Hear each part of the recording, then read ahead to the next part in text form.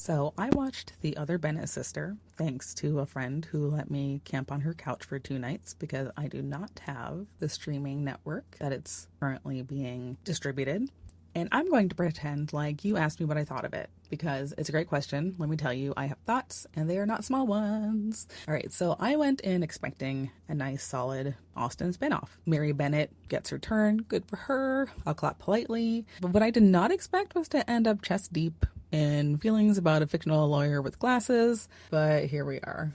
Now, if you've read Haunting Miss Trentwood, you clearly know I somehow have a thing for fictional lawyers from 19th century England, but that's beside the point. Back to The Other Bennet Sister. The thing I think that almost lost me was actually the pacing in the middle. Mary's London section takes a while, and if you're used to romance where we have a meet cute by like minute 10, you get kind of squirmy. This is more like a true Jane Austen in that we don't meet our hero for a while, and it's on purpose. That slowness is doing something, and I'm going to get to that in a second. But I will say that my patience was a little tested. By episode 6, I had pulled out my iPad thinking, oh, this would be a great time to draw the summer character art drop for my patrons while the show played behind me, because honestly, episodes 1 through 5 kind of turned me off a little bit. But of course, episode 6 is when it got good.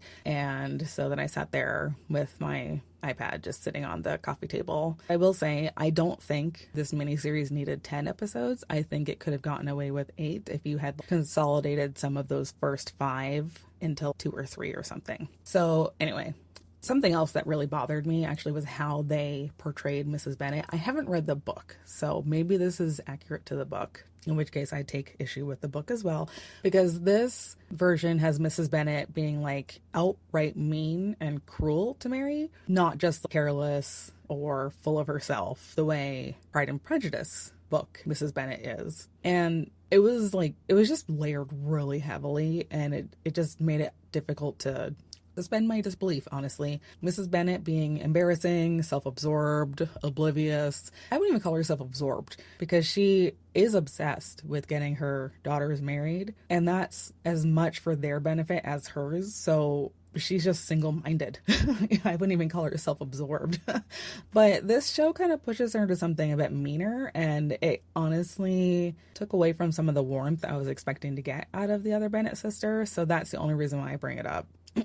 So, big picture, it is a romance. So the setup is blah, blah, blah, blah, things happen. Mary ends up living with the Gardeners in London. I'm not going to say things because I don't want to completely spoil the series for you. But Mary is in London. She meets Tom Hayward. He is a lawyer. He loves poetry. He wears glasses. And nobody makes a big deal out of any of this because this is just who he is. He is a close friend of the Gardeners family. He shows up, surprises Mary with his warmth. And you think, oh, this will be great. Except Tom has an understanding with a woman named Anne Baxter. So an understanding back in the day was kind of like saying they were dating, right? They're not engaged, but they have an understanding. So he's off limits until if and when his Anne Baxter decides to toss him. And that's kind of worse because nothing's official, nothing is closed, but everyone acts like, oh yeah, well, they're going to end up married anyway. So this becomes one of the main conflicts, which is that Mary starts to like Tom.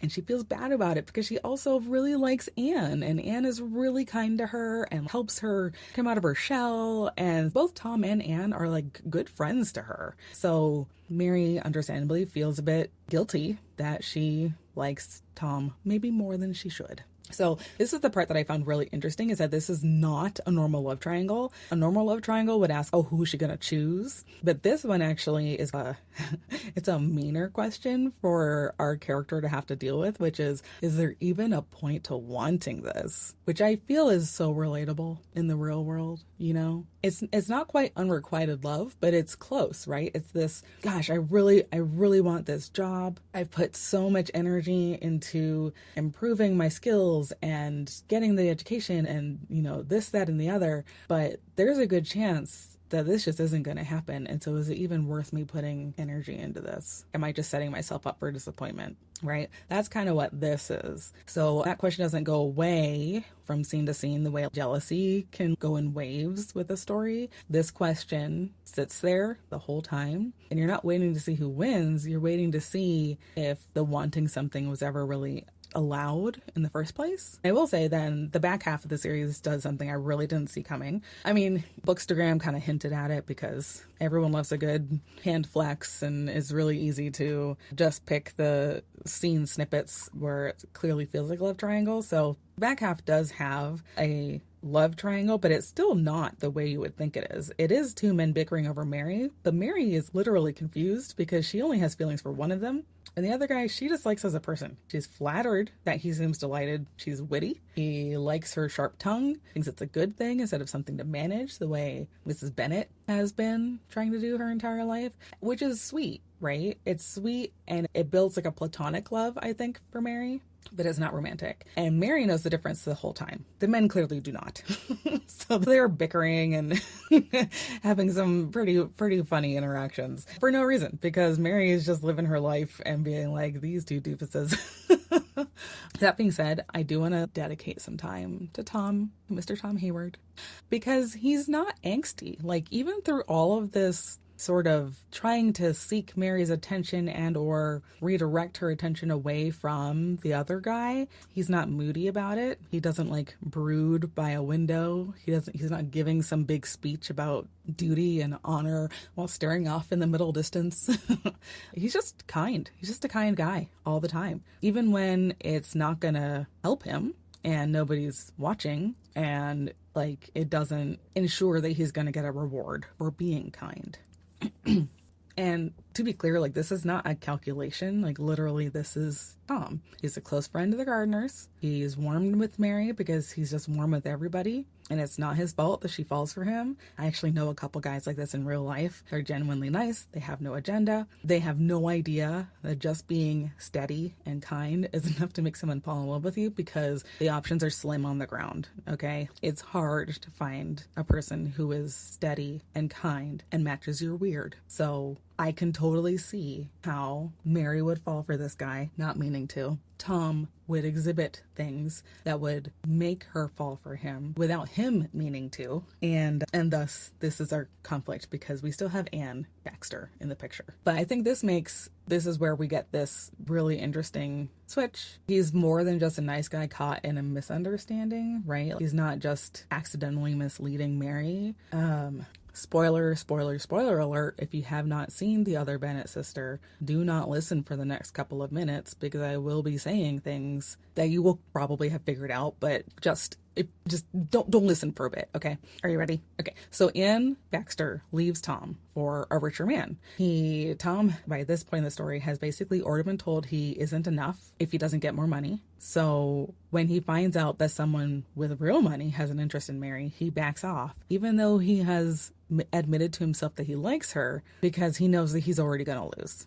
And not because he's noble, because he's been taught to not bother trying. So again, is there any point in wanting this? That's the question. Are you going to be brave and courageous enough to want the thing that you think you shouldn't want? And that's sad. That's like a really specific hurt, because it's not just like this hero steps aside for the woman he loves.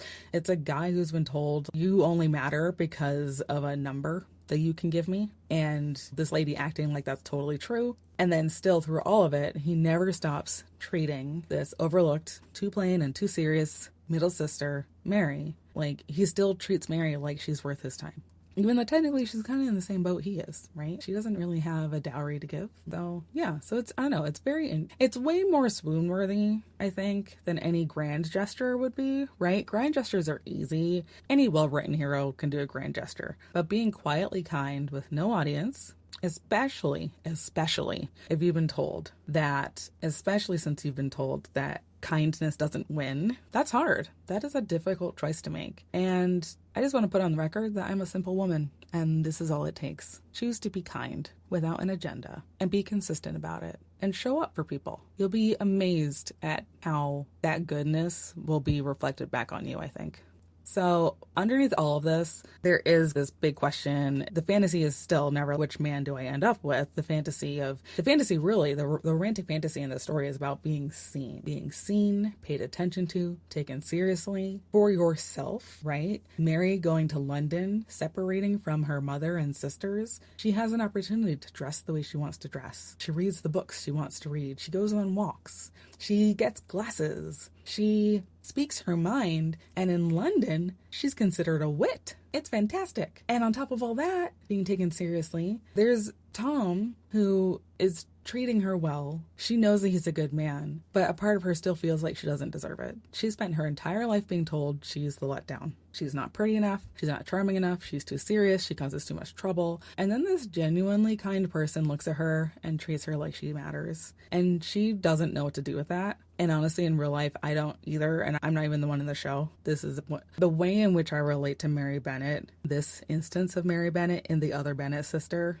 is almost uncomfortable in a good way, but it's wild. I think they really honed in on that experience of carrying around this narrative in your head and then being surrounded by people who, without saying a whole lot, but showing you, are saying, girl, you crazy pants. So would I recommend The Other Bennet Sister? Yes. You will need to get through a slow beginning. You will need to stomach a really mean Mrs. Bennet, but you get some really good parts, like a really nice dude talking himself out of something because he wants what's best for the girl he likes. And can you ask for more than that? I don't know. Not a cozy fantasy romance, I don't think. So definitely watch The Other Bennet Sister. I am going to watch Seeking Persephone soon. I just received the Blu-ray in the mail because I'm that person that doesn't want to just stream things. I want to own them. I'm an elder millennial, so sue me. Maybe I'll talk about that one next time.